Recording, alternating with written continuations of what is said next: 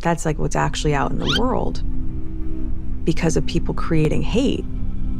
It's not just a tabloid. It's not just some story. You are making me scared.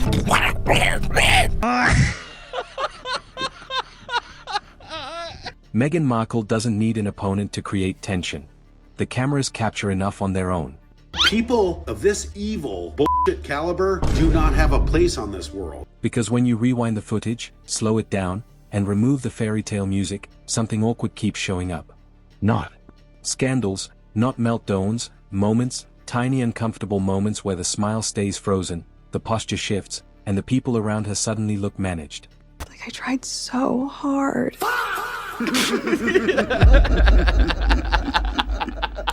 The conversation was light jokes, familiar banter, nothing sharp until it was.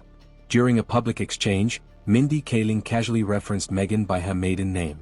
I don't think anyone in the world knows that Meghan Markle has eaten Jack in the Box. The correction came immediately. Not playful, not gentle. It's Sussex now. It's so funny, too, that you keep saying Meghan Markle. You know I'm Sussex now. The tone landed heavier than the words themselves. What made it ripple wasn't the clarification. You have kids and you go, no, I share my name with my children. Yes. And that feels so, I didn't know how meaningful it would be to me, but it just means so much to go, this is our family name. People change names. Titles matter in certain circles. It was the delivery. Precise, firm, public, the kind that resets the power dynamic in a room without raising a voice. Laughter hesitated before continuing. My name is Meghan Sussex now. Call me Meghan Markle one more time, Mindy Kaling. For many watching, that instant seemed to confirm a feeling that had been building. It put shape to something subtle but persistent. A name isn't just a label. It carries meaning.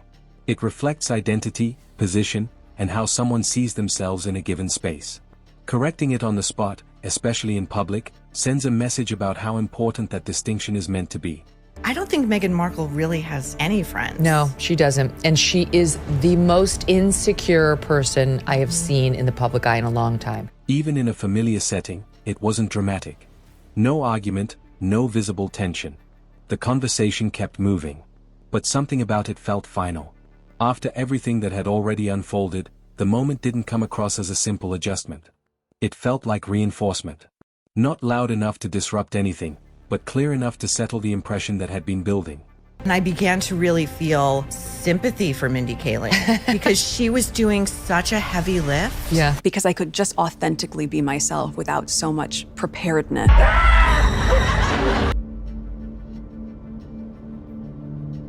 Charity polo matches have a quick rhythm. The game moves fast, and the photo moments move even faster. When the trophies are brought forward, the setup is usually straightforward. Winners in the middle, organizers close by, everyone smiling for the cameras. But during the Royal Salute Polo Challenge, the focus briefly shifted.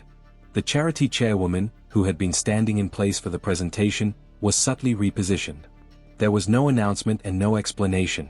Just a quiet adjustment that didn't go unnoticed once the footage began circulating.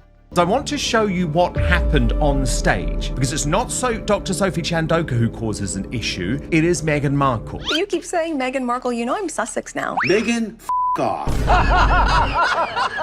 Meghan moved toward the center just as the cameras focused. The shift was immediate. What had been a moment centered on fundraising and recognition narrowed visually around her. The chairwoman didn't object. She smiled and repositioned herself, doing what people often do in public settings where harmony matters more than hesitation. In those spaces, avoiding friction tends to take priority over holding ground.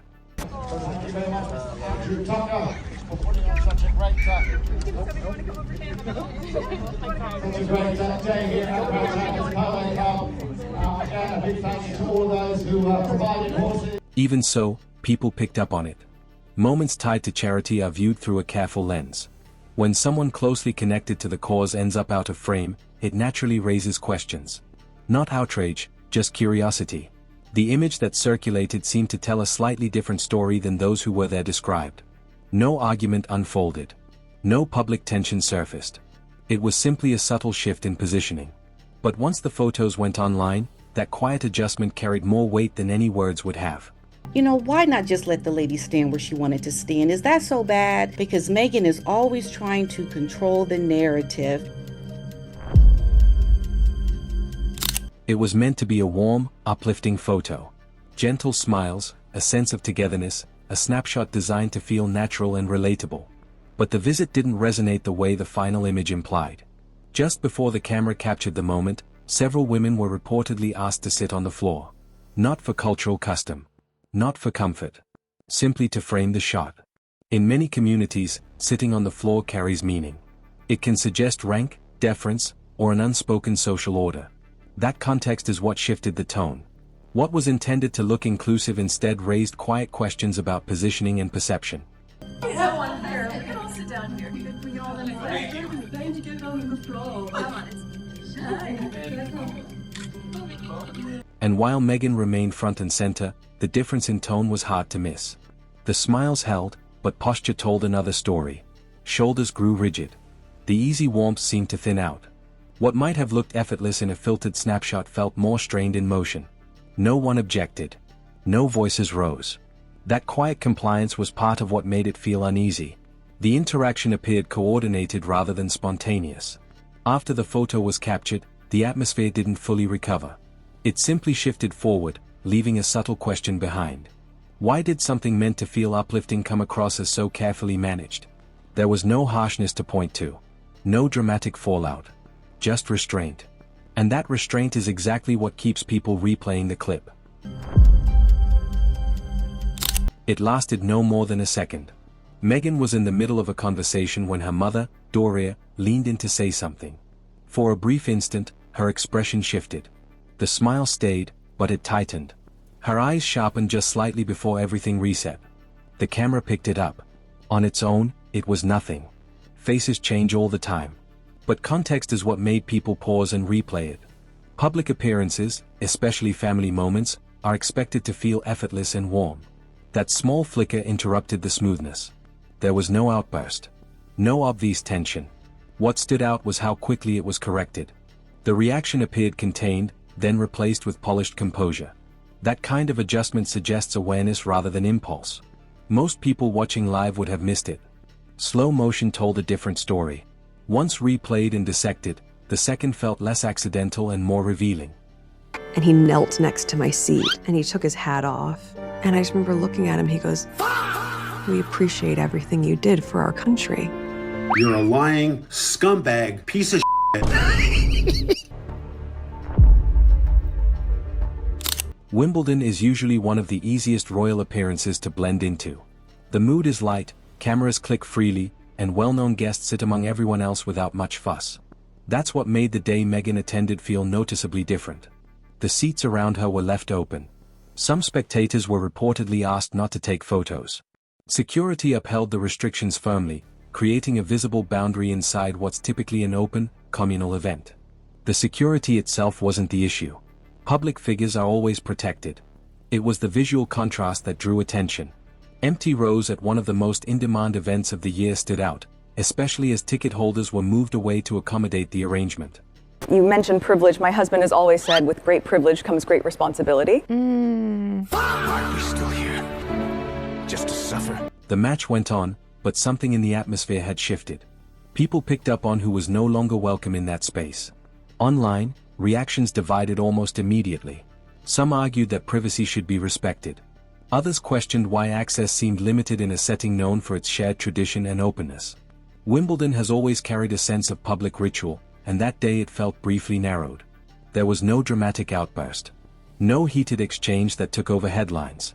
Just a quiet tightening that lingered longer than the scoreline. By then, viewers were not only observing Meghan. They were paying attention to how the room seemed to adjust around her. Fashion shows thrive on attention, but they're just as quick to expose it when it shifts at the wrong moment. During Paris Fashion Week, a model caught her step on the runway. It wasn't dramatic. Just a small stumble, the kind seasoned professionals correct almost instantly. From the audience, though, a reaction broke the stillness. Did you see this moment right here? It was almost as cringe. Meghan let out a laugh you could clearly hear. At first, it felt automatic. People often laugh out of surprise. But when no one else joined in, The sound seemed to hang in the air a little longer than expected. Around her, others remained steady, faces neutral, eyes fixed ahead. That difference became more noticeable with each passing second. What might have blended into the background instead stood apart. She thinks something is funny. It clearly isn't. Turns to Marcus Anderson, her gay BFF who's behind all of this, wanting him to join in. He's like, no way, just turn around, behave. I've got this gig for you, you stupid woman, just behave. And then she's furious. Then the mood changed. Not with words, not with volume, but with a subtle shift you could see. The laugh didn't land. The moment closed as quickly as it opened, but something had already shifted. On a runway, attention has a single destination. When it drifts, even slightly, it stands out. It may not have been meant to disrupt anything. It felt instinctive, almost reflexive. But in spaces where image and control matter, even small reactions can feel magnified. And the clip didn't disappear. It lingered. Finally, Meghan Markle turns up at Paris Fashion Week, fancying herself to be kind of budget Angelina Jolie. Wow. But without the talent or the tits or the teeth. I mean, I think she fancies herself to be a bit of a catwalk model, more like an aged pussy. Woof. On the prowl, looking for its next. The room had fallen silent, and it was clear why. A woman was speaking about her life with HIV. There was no script, no performance, just unfiltered truth. This is what charity events are meant for. Moments like that don't need commentary. They deserve space.